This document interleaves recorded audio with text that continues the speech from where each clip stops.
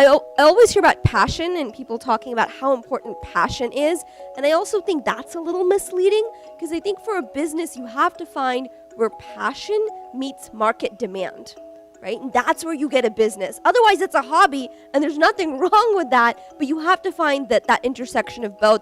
I'll tell you when I first started my company, and I'm a serial entrepreneur. I run a social media marketing agency. In fact, it's probably arguably one of the first social media agencies in the world because it really didn't exist when I started my company about 8 years ago. I did my thesis on Twitter when it had like 2,000 users. So hence, if you're wondering how I got my first name as a Twitter handle, that's kind of what you had to do, is just be one of the first 2,000 users, and you too could have your first name as a Twitter handle. But I remember reading all these books and thinking about like starting a company, and all of them said, start with your passion. What do you love to do? And I remember looking at my list, and it was so laughable because it had things like chocolate and playing with my dogs and reading. And I was like, this is so pathetic. What am I ever going to do with like these things? And it's funny because what I do today in retrospect, I'm like, yeah, I've always enjoyed these things. Communication, technology, journalism, like these are subjects that I excelled at and I really loved. And so it's funny because what I do really is a meshing of what I love, but also where there's market demand, right? So I think to say, how do you start making money online? I think you have to find that sweet spot. When I was starting my company and I had no clients, like literally 22 years old, $1,500 in a marketing, in my business account, or started my company with that. I had my dog as my assistant, Snoopy.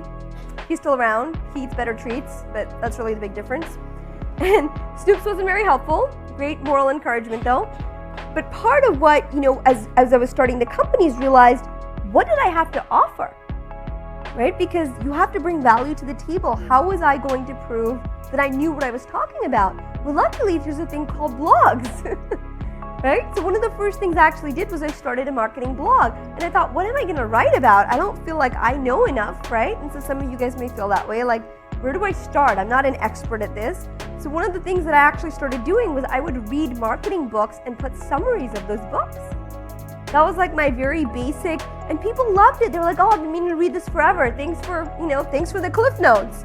But because the one thing I was good at was taking notes, right? School had gotten that down for me. And in fact, I would go to conferences, and some of the ways I got my first clients was I would take notes at the conference, at the session, and then afterwards I'd be like, does anybody want my like amazing 15-page notes? And they'd be like, yeah. I'd be like, great, give me your business card. I'll send you my notes. And so like very pure hustle to be able to share stuff and be able to, and it was great. It was like the skill set I had, which was I was like, I'm really good at taking notes. I can summarize the heck out of this thing, right? Here's the crazy thing I think also about leadership that's changing. What it meant to be a leader was that you had authority and it was really hard to get in touch with you. You had, the harder it was to get access to you, the more important you were. Okay, this is true. Like if you had to go through 6 assistants, man, they were really important. You had 6 assistants that you had to go through. But today, leadership is very different. The more important you are, the more accessible you have to be to people. And I'll give you the perfect example. The other day I was on LinkedIn, and all of a sudden this video pops up, and it's Justin Trudeau, who's the Prime Minister of Canada, and he's like, hey guys, thanks so much for helping us reach 1 million people on LinkedIn. And it was the coolest thing. He was like, let me know what Canada can do for you. Right? And I was like, this is awesome. You're really cool. But what's neat is that is the expectation of leadership, I think, in terms of, how technology is changing and what we expect of our leaders, not just to be responsible and accountable, but to be accessible. Think about all the people you can pretty much tweet and get a response from. I'm not saying it's going to be a great response, but I'm saying you can get a response, right? It's crazy, but it's also awesome that we live in that world now. And part of that is curation. So especially when you start out and you're building your professional brand, don't worry so much about what am I going to come up with out of this head. Think about how you can be better curators of information.